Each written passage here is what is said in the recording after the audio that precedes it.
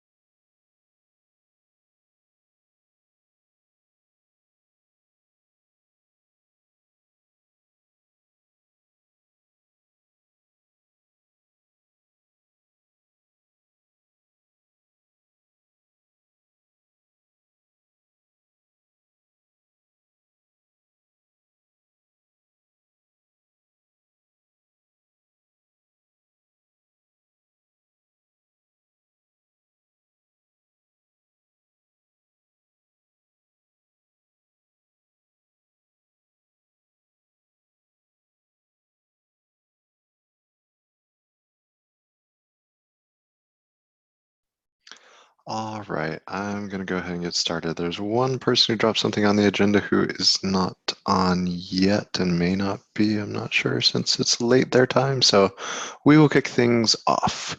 It is Tuesday, June 4th, 2019. This is the SIG Release bi-weekly meeting. Welcome everybody. The meeting is being recorded. I'll upload it to YouTube just after the meeting, hopefully. So be cognizant of our Kubernetes code of conduct and be good people, as I'm sure everybody here will. We usually have a good amount of collaboration going. So first thing, if I will drop a reminder on the minutes into the Zoom chat, if y'all could put your names in there under attendance, I will volunteer to take notes, I guess, because I don't have much to talk about today, so I figure I can take notes while you all talk this time around. First up on the agenda for this week is Josh Burkus. Hey, so one thing, so for the current release team, I've actually had a question from a couple of current section leads about maybe continuing in their role for the next cycle. Now, what's unusual about this is that all of the roles on the release team have shadows.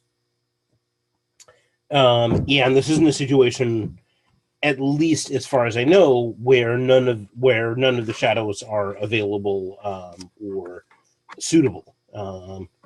And currently we have no sort of official policy on continuance in the release team. Can you back up 1 second? Did you say all of the roles are staffed with a shadow, but did you say currently all the roles have or do not have a shadow who could take over? As far as I know, all of the roles have a shadow that could take over. Okay, so there is somebody who could move up, but there's somebody, I don't want to say in their way, but somebody who's interested in carrying on and the potential for a conflict then? Yeah. So now I haven't finished interviewing all the shadows yet, and it may turn out that there's one or two roles for which there isn't a good shadow. But at this point, I believe that there is for all roles. Now, as the release team, we don't actually have any official policy of, say, turnover is good. Probably because we've never needed one before. So I'm wondering if we actually want to have that as a policy. I mean, my general inclination is that we want to encourage people to use new roles and move around, and that if somebody wants to continue on the release team, the thing for them to do is to switch roles and learn a new role.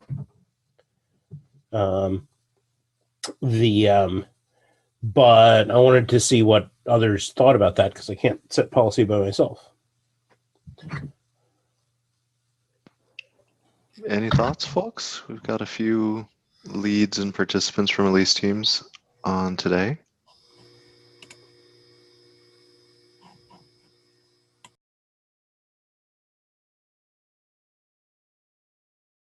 It looks like you're talking, Claire? Claire, but we can't hear you. Yes, I was sorry, double muted. Yeah, I generally agree with Josh that I'd like to see turnover, or if that person really is like passionate about continuing an initiative in that role, they maybe step into a shadow capacity to help push a specific initiative through and let someone take over being the lead so they get some more of that leadership exposure within the release team. Like I could see the only area is if somebody had a very specific initiative they were trying to push through, why they would be super keen on staying in a role. But generally, I think that we kind of like talk about the release team in a sense of it's not a super long commitment and it's a place where you can go to get exposure and get some leadership. So yeah, generally agree with Josh that it should be something where folks are able to take on a not hold on to a lead role for multiple cycles. Yeah, sorry, Tim. Go ahead. Yeah, I agree with Josh and Claire. I think the only thing I would have to add is if there are no suitable shadows or they don't want to step up to the role, then potentially we could say, hey, you can stay on.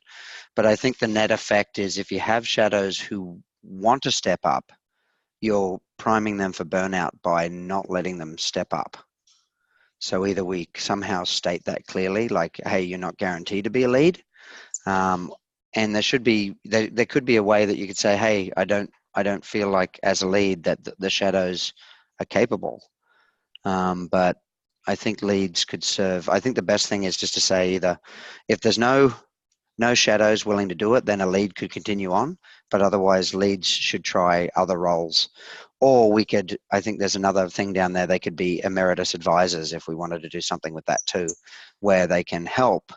The other thing that Claire mentioned about if they had specific initiatives, if I was to take like Aaron Krickenberger, for example, he went out into the sub-project because he wanted to help do CI Signal, so we could actually spin people out and say, look, you learned something from the release team, go to the sub-project, execute on something that will help the release team, but you can do that under the guise of the sub-project, is maybe something we could do as well, and support them and say, hey, if you're going to help the release team to do something, go and do it under the sub-project so that you have that covering.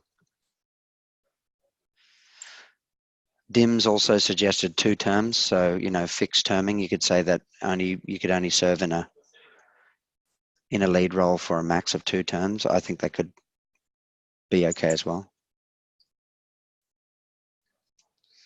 I know we discussed this in the past in terms of how strict we should make it, and I'm looking through the docs. I don't explicitly see it. Maybe somebody else that'll jump out somewhere, but I know we had a discussion around saying that it wasn't mandatory. There is a phrase saying that there's an expectation that shadows would step up at some point in the future to lead. But I know we've discussed saying that it's okay for a lead to stay on, and we've had a few situations where the lead was really trying to figure a fair amount out. Like I think Doug McCackern, I think, did branch management twice in a row, if I recall correctly. And the first time was a huge discovery process, and the second time maybe was kind of refining. So I can see that as a pattern. Like you've shadowed, but you become the lead and you change some stuff, or once you've been given sort of the keys to the castle for whatever that role is, you've really learned something and you're finally able to really exercise it. So I think there's, like Dim said, balancing continuity versus turnover. Just because the person had 3 months doing the thing doesn't mean that they've really satisfied that desire to do it, and we should also honor that. I think one point would be that as a shadow, if you continue in the next round as a shadow, you can still continue executing on the same story. You don't have to be lead next cycle too.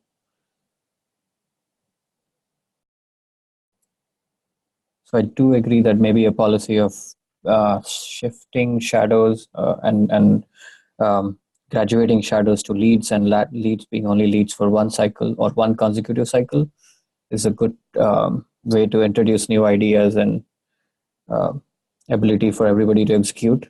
And also if someone is intending to continue, they can be shadows or emeritus. And there should be an exception, like we have lots of policies now and a way to file an exception. If there is really a need for a consecutive lead, they can file an exception or to the policy. We can have an exception in the policy itself that says that if the SIG release and the next, and the outgoing and incoming leads of the release, they agree, then someone can continue with proper reasoning. So Josh, do you have some wording in mind that would be not prescriptive or so declarative, but kind of could cover the set of ranges and be flexible? Like, I don't think we have to have like a formal process, file an exception, all of that sort of, that starts to feel a little heavyweight. We've been pretty pragmatic on this, but to put some wording in there that does say we value turnover and growing skills and broadening things out in addition to valuing continuity. Could you maybe? Yeah, I'll come up with something. Cool. Dims, did you want to say anything? We got your comments from the chat, text-wise. Hi. No, not. I mean, I agree with everything that we just have to agree on some verbiage that we can lay out to people. So far we have avoided like all the hardcore processes for exception and things like that. I don't think we need that here as such at this point. And they can take 2 turns, go do something else, they can come back as well, right? And worst case scenario, you don't really need a formal role to do anything, right? You can always work on the things that you want to do, and hope you can work with the leads to get whatever you want done. So I don't see that as a problem. This is more like trying to show a spotlight on specific people and on specific things that they are doing, that we have this process. So as a growth thing, as a ladder that they can, and also we are trying to capture all the things that people are seeing. So I think we should just try to write something down and as a guideline.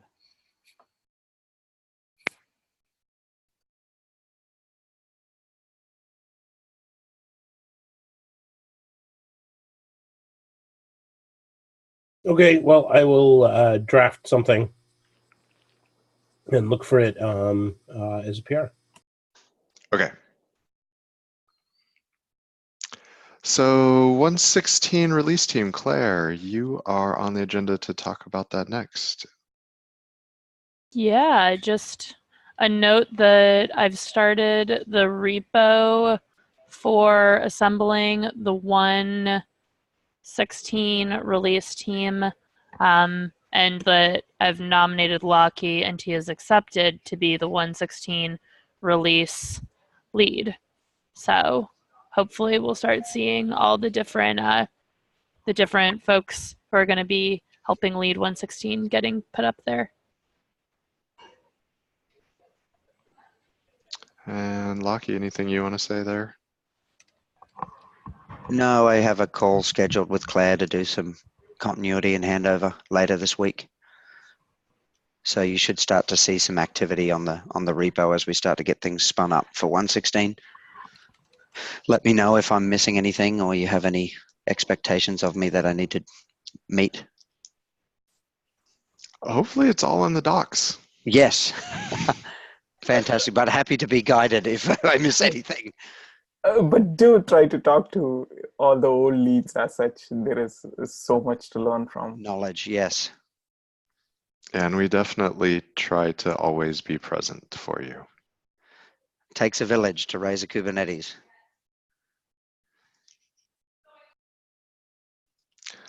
All right, then next on the agenda is this, fittingly, the shadow questionnaire. Josh?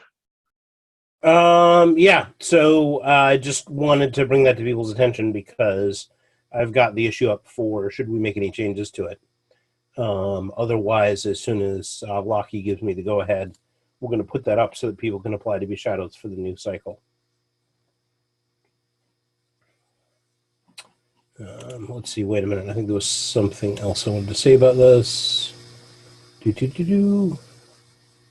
Oh, right. So the second thing is I was thinking of also doing an exit questionnaire for section leads and shadows. Like I said, the overall goal of this is to check up on the sort of mentoring and promotion process for the release team, because the release team is getting very large, and I don't think it's possible to necessarily track all of it casually.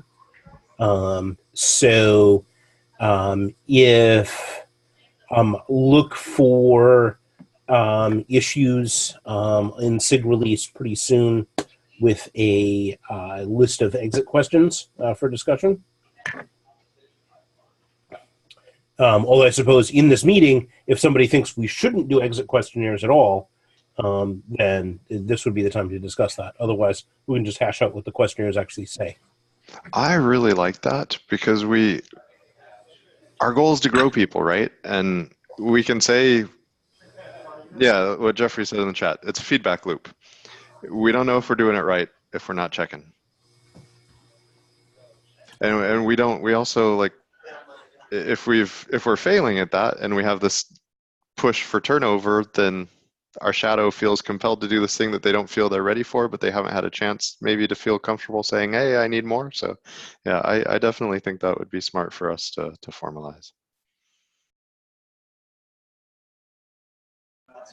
Yeah, +1. I think it would be really interesting to see what the feedback from different shadows is, especially since I haven't heard much from any of the shadows, good or bad. I don't know if you've heard much, Josh, but it would be nice to have some input.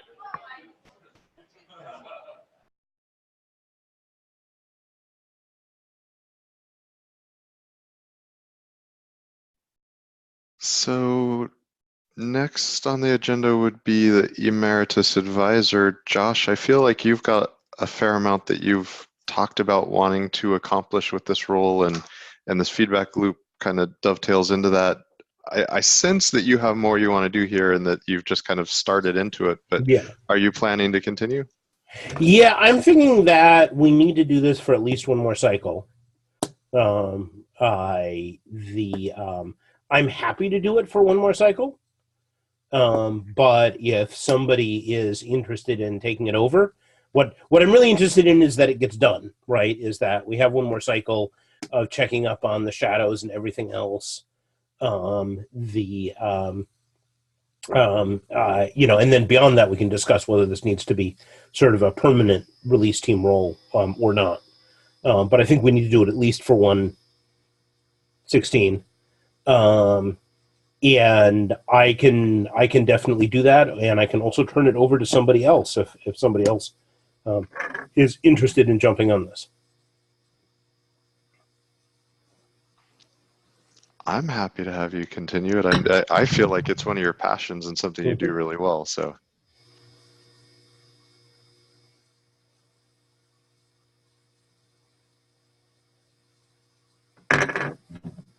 Do you have you should probably publish some of your experience talking with shadows. Yeah.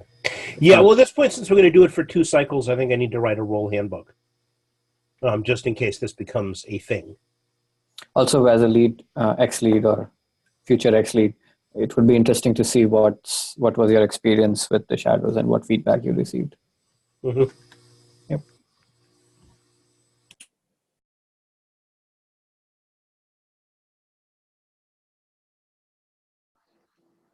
I feel like as we expanded the shadows, we kind of we added some words in some of the existing handbooks about make sure you're mentoring your shadows. But I'm really curious to hear, having a person dedicated to making sure that happened, what you were observing and if we need to bolster any of that. Yeah, and one of the reasons why I want to continue with this is because of my travel schedule. I don't feel like I was able to observe that as closely as I would have liked to. During a lot of the sort of, it was a combination of, this was a short release cycle and I spent most of it on the road. And so as a result, I pretty much dealt with problems in terms of recruiting shadows, etc., and not so much day-to-day monitoring what was going on with them, which is what I would have liked to have done that in this cycle. I would like to do it in the new cycle when I, in fact, have very little travel scheduled. This has been a really rough yeah. quarter for a lot of people on the project. Yeah, and once again, hats off to Claire for potentially getting the release out on time, despite pretty much everybody being on the road.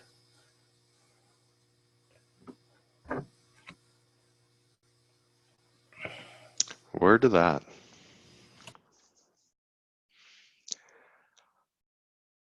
So next on the agenda, then I'm not hearing anybody else. I mean, basically everybody's saying, "Yeah, please continue, Josh." Next up is the release notes website. Jeff. Hello. This is going to be quick because this meeting is kind of awful for me and I'm in the middle of cooking.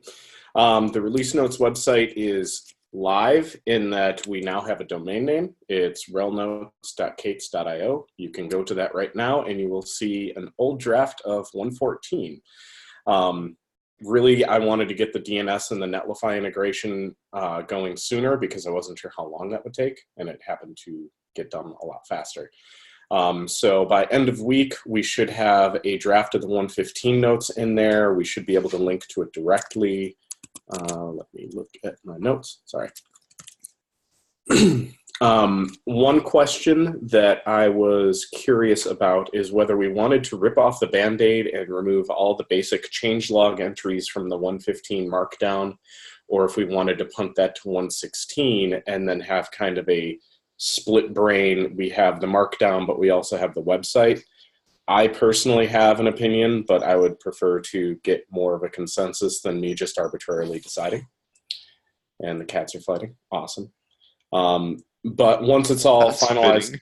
Yeah, tell me about it. Once it's all like finalized and between 115 and 116, I'm going to write up docs on how to update the release notes website. It's kind of already there in that it's a PR against the release notes website and there's a JSON file, but I'd rather have it in the role handbook, not just like in the release notes website or release notes repo.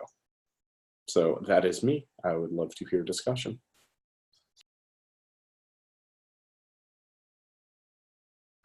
How much work is it to maintain both if you were to do both for 116?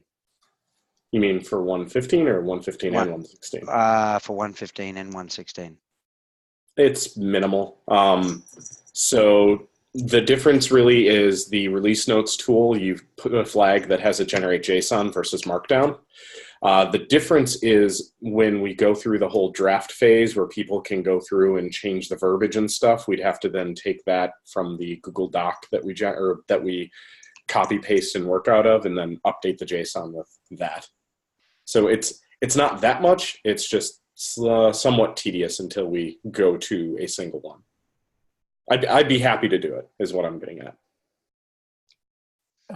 Jeff, quick question. Will we still have access to like a single file with everything that can be, taken offline, printed out, PDF'd? So technically, okay. The change that I'm proposing and that was in the KEP is the giant list of every single PR and the PR description get removed from the change log and then put into this website. Technically, you could then select 115 and then print it out or PDF it, but it would not be in the same page as the markdown that has like the major themes and the deprecations and whatnot. Okay. But again, it prints pretty well, at least last I checked. That sounds good. That's been my question across a fair amount of time, like what philosophically we're wanting to do. I think we have two things that we're trying to accomplish. One, give a human readable summary and editorialize in it. And that definitely has value. That is hard to do and accomplish. But once done, that can live as a basically static thing in a repo and be viewed offline and printed, things like that, like Dim says. But then there is still like, hey, all of this huge list of things, somebody deemed them worthy of a release note. how do you make that searchable, sortable on dynamic criteria versus static in a file where basically nobody reads the 50 pages of stuff? And the dynamic website suits that version of sought after information better. So I kind of like having the two paths. I don't see them necessarily as duplicated content though versus different. Like one a one-time effort to create an edited human readable short list of highlights, and then one all of the release notes in a searchable, sortable, dynamic way. Right. The second one is more about the discovery. I have a problem, so let me go find out what changed, when it changed, what exactly was in the release notes, rather than, okay, I have a cluster which I have to upgrade. What do I look for? So two different sets of people, I guess. So to be somewhat specific, what I would propose for 115, and it doesn't have to be 115, but just let's roll with it, is we remove the giant list of PRs and those go into the release notes website. The markdown file would still have the themes, the deprecations, the security notices, literally everything but the list of PRs with their descriptions. And then we would link to it directly and it would automatically load with 115s. I'm perfectly fine duplicating it. And I'm saying duplicating it just because it's running the tool twice. But I will say out loud that I am in favor of doing that sooner than later. I think we've had people asking for this for a very long time, people saying for a long, long time that the changelog is effectively unreadable with the huge list in it. No matter which way it gets sorted in the one static dump, there's always somebody who says, why was it sorted on this dimension instead of that dimension? And I can't find my stuff. So having all of that disappear and refer to the tool where you can go find the stuff that you individually are interested in, I think that's a good thing. But at the same time, we'll see whether people like it or find fault with it as well. Yeah, as long as the rel notes web UI has the permanent links properly, so we don't lose when 116 comes up, then the rel notes, yeah, that's the only thing to worry about, right? so while it's not in there now, I have to PR it in. The behavior will be if you just visit relnotes.k8s.io, it will automatically select the most recent release, and you can click and filter on multiple or different releases, and you can also directly link to different releases. So like for the markdown for 115, let's say, it would have a direct link that automatically selects 115. Right. So, well, let me be a little bit more clear. For example, if there is a specific thing that I have to like bookmark it and send it to someone, and it is like the kubelet OS and Arch information is now recorded, whatever, there is one specific thing. I don't see a URL for just bookmarking that specific thing that I could send it to someone. Does that not link off to the PR? It does. So let me open it really quick. I'm seeing something, I guess. Yeah. Let me share my screen quick. Just perfect. Oh, good. It's about to get a whole lot louder, and I apologize.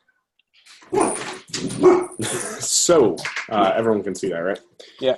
So if you click this number, it goes right to the actual PR. So if, for example, you needed to link this specific one, you could link that PR. And it'll have the same thing if it actually does. Right. But what I'm saying is if I want to send a link to, go back to the rel notes. Oh, if you've done a custom query, can you share that query with someone else? Not just the query. For example, the last one, right? The CRI one. Instead of sending somebody a bookmark to 73833, I want to send them a bookmark to this section, and then they can click on this, from yeah. here. That is coming. That's in the PR that I need to cut because the same logic that lets me link to directly to say 114 would also let me dynamically it's the Angular routing. So if I start selecting stuff, it'll actually start changing the URL, and then you'll be able to copy and paste that. So that is going to be in place before the 115 release, regardless of whether we split train or not. Okay, awesome. Because that is something that will be needed, because wherever we are referring to these things, we'll have to use those kinds of URLs there, right? So. Yep. So that should be in like end of the week. Okay, thank you. Anything else? So from Claire, from your perspective as release lead, are you okay this change coming in? Oh, we lost Claire actually. Well, so I would bring this up again on the because I know I've talked with Lindsay about it and it's kind of been discussed much earlier in the cycle, but we hadn't really closed out on it, whether as a SIG release or as the release team. But I think this is directly in response to something that the community has been asking for. So I'm inclined to say trial it and let's see what happens. But I would give Claire the call in her release. I'll ping her after this and make sure. Josh is +1ing. I know he's heard this call from the community as well.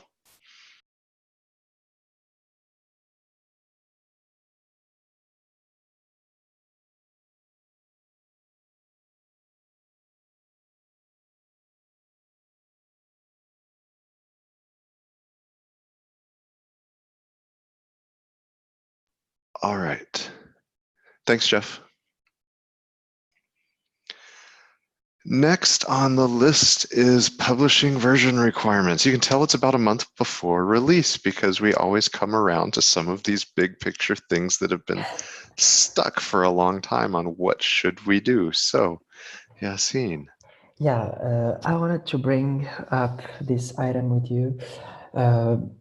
Basically, for now, we only publish the latest and stable version on a URL. Let me send you a link if I can find it. So yeah, basically we publish links like that are consumable by automation, but for now we do not publish version requirement for dependencies such as CNI, HCD, Core DNS, and this kind of stuff that are published on a way that is consumable by automation. So I wanted to see with you if it's something that we should or want to do.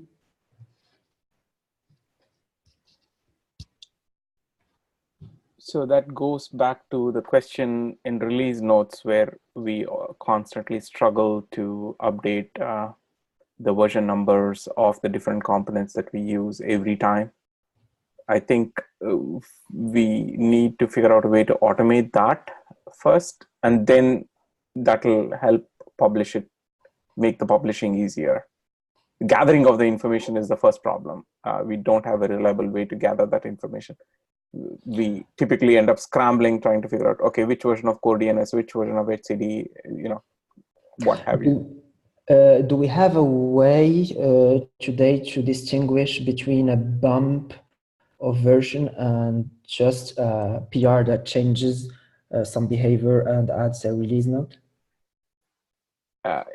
Each component is different, right? So we have to, some of them we go look in bash scripts, some of them we go look in some JSON file or YAML file. And then most of the time we go hunt for PRs that are changing something and see. No, we don't have it. That's the first problem we need to work on. So then we'll be able to publish it from. Okay, but at least can we scope on some of the components to start with, like have some of the components that we know that are essential to Kubernetes, and start from there and grow that after each release? Because so one thing that I would say there is that that set of things that we publish must be the set of things that we test. So we shouldn't publish something in there which we haven't tested in our CI regularly, right? Yes. So what I would suggest is take the last release note, look at the list of dependencies that we published there, and come up with a JSON or a YAML that reflects that list of modules and the versions, right? And so let's do that in a PR or somewhere, right? Collaboratively, and then we'll find out the updates that happened from 114 to 115, and in that process, see if there is a way to automatically collect that information and get somebody to update this file in addition to the other file that they're touching. Okay. So I just pasted a URL to an umbrella where we tried to capture this, sadly, right about 3 months ago, I guess. Yeah, we keep doing this, right? Yeah. Actually, to be fair, it was only a month and a half ago. Oh, yeah. But yeah, we've every release at the beginning we say we got to try and straighten this out, and by the end say we didn't get it straightened out.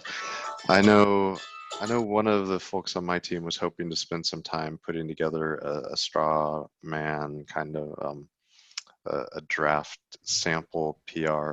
But one of the big issues that has always derailed this before is like Dim said, do we have the data stored in two places and we hope that somebody updates both of them, or do we do it in one?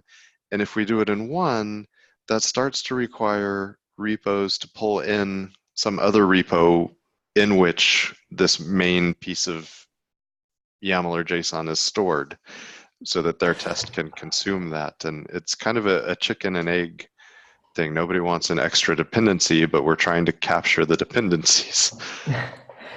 Well, I think that we could base the approach on the release notes, since to bump a dependency, we usually open a PR for at least for the major components, like reading from the last release note for 114, I can see a bunch of bumps. So if we could have like some set of label to filter out PRs that bump some of the components, we could then rely on some GitHub query to fetch these PRs and get the release notes and the versions. Yeah, since I get that. You are in charge. Well, expecting an individual contributor to put the right label on one of these bumps is basically the same as expecting them to put a release note. And we know that a lot of them, there's a big track record of us discovering them retroactively and calling them out. So I'm really curious to see if we can enumerate the places where these constants exist today in the code base, if we could put something in place for automation that watches for changes. And that starts to become a machine enforced mechanism of collecting and noticing. It would be better if the changes all just happened in a YAML file in the one source of truth, and we just look at that and diff it compared to the prior release. But if we could start automating the observation of, hey, somebody changed this without requiring the individual to have done the right thing to highlight it, I feel like that, instead of SIG Release pushing work on everybody out there in the entire project, it's SIG Release saying, okay, this thing is unmanaged. We're going to try and take control of it.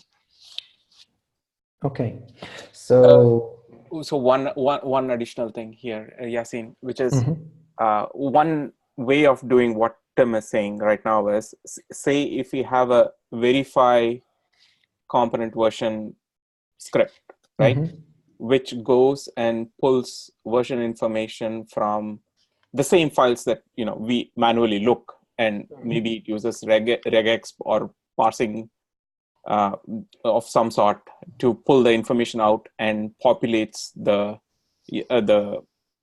component YAML file, right? And so if we just automate that process, so if somebody changes the CoreOS version in a version file somewhere deep in the hierarchy. But the script knows that it causes a mismatch, right? And the verify will fail, telling people, look, it's not enough to update there, update this file too. Okay, I see. So, like, is it something that we would want to address on the next release? I can start and look on this issue if you want. So if you can document a YAML file with the current information and document exactly where that is coming from, I'll be happy to help you automate it. Okay. I'll assign myself on the issue. Yay. I think that this is kind of a pattern in the project, and it's a more constructive one than hoping or wishing or declaring somehow that everybody must do this thing.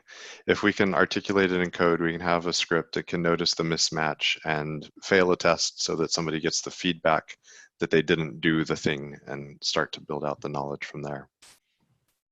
Yeah, that's fair. Awesome. Thank you for bringing this up, and thanks for volunteering. I do think that this is a relatively straightforward little verifier to get written out, and it'll be huge to be able to have this tool that we can run periodically or even get it part of CI much more regularly. If nothing else, to be able to, instead of humans scouring a bunch of files every 3 months, that it's press the button and collect the things.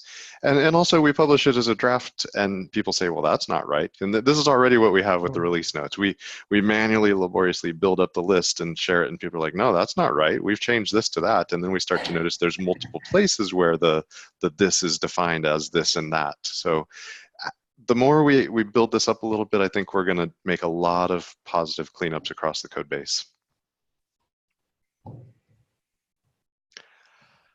All right, anything else on dependencies?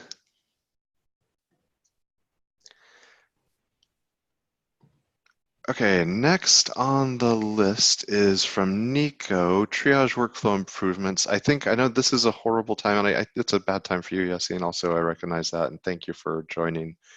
Yeah, We no do need to work on having a shift, different times in the biweekly meetings.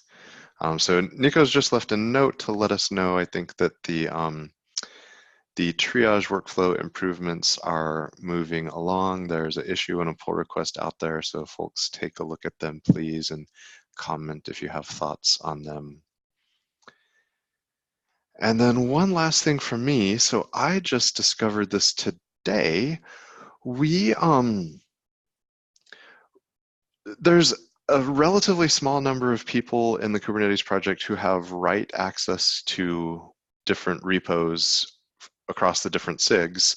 For us, some of our lead folks, especially from the release team, have write access on the K SIG Release repo. And what that means nowadays is that you can also do some funky things in the GitHub web UI. It's possible to edit a file and make a PR without ever doing anything local on your computer nowadays. Git lets you do this in the web UI. And apparently, if you're not careful, you do it on K SIG Release instead of your username /SIG Release fork. So we need to figure out if there's any controls we can put in place on that to prevent it, or just watch for it and be mindful and educate our new people who come into release roles so that they're not creating branches and pushing direct to K SIG Release, but rather doing that to your fork. So I thought this is what branch protection was supposed to prevent. I was looking at the branch protection toggles, and I wasn't seeing creation as an option versus deletion, which makes sense. So I bumped into this like 45 minutes before the call and realized and found out that a couple of people have been doing things direct on the branch, and they are people who have elevated privileges. So I'm not sure if it's the elevated privileges or a lack of control, or if we can somehow thread that combination in a way that makes sense. But I will take the to-do to go look at this, understand better what's happening, and propose something. And it may be something that we need to bubble up, like to Contribex, to let others know about the potential for similar to happen on their repositories. And I feel like this is something that's going to happen more and more. GitHub is doing cool things in the UI, but some of us who've been around longer just sort of assume everything's happening on the CLI and people know how to Git and amend commits and push and that So you need stuff. elevated privileges in the repo, because I don't have repo privileges, and I just tried to modify something directly and I can't do it. Okay. So then it is more constrained. So we just need to make sure we educate, or make sure that our folks are sufficiently educated as they come into elevated privileges, so that we don't have folks accidentally mess something up. And that's something we should be doing anyway. But this is a reminder to do it for sure.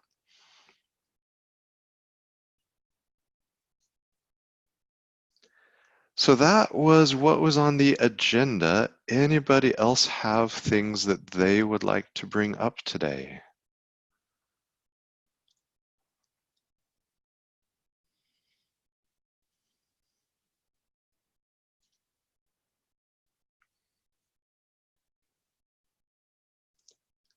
One final thing I guess that I'll throw out there, it's been 2 weeks now, a week before last at KubeCon, we had quite a few people who were interested in both release team and SIG release and the deep dives and intros and curious to get involved. I've had a few people ping me one-on-one on Slack just asking for more info and just the reminder on how to get on the Google group, how to get on the invite for the meeting and stuff like that. So hopefully we've got generated a little bit of curiosity and interest in contributing. There are a few DevOpsy minded people who are curious to get involved in the release engineering subproject. And hey, Rael Garcia is one of them. Yes, exactly.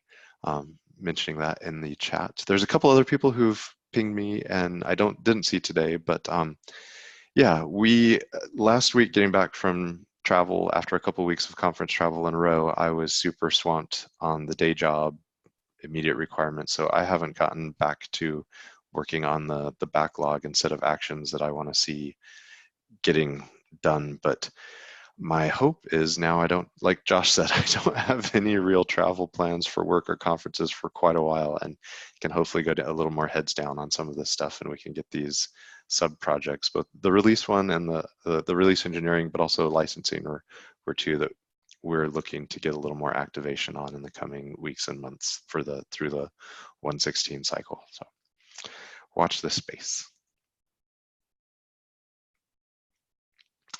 All right, then, if nobody else has any final comments, I'll go ahead and call this. I'll get the meeting uploaded to YouTube. Thanks everyone for joining. Thanks a lot, Tim. Bye, everyone. Bye.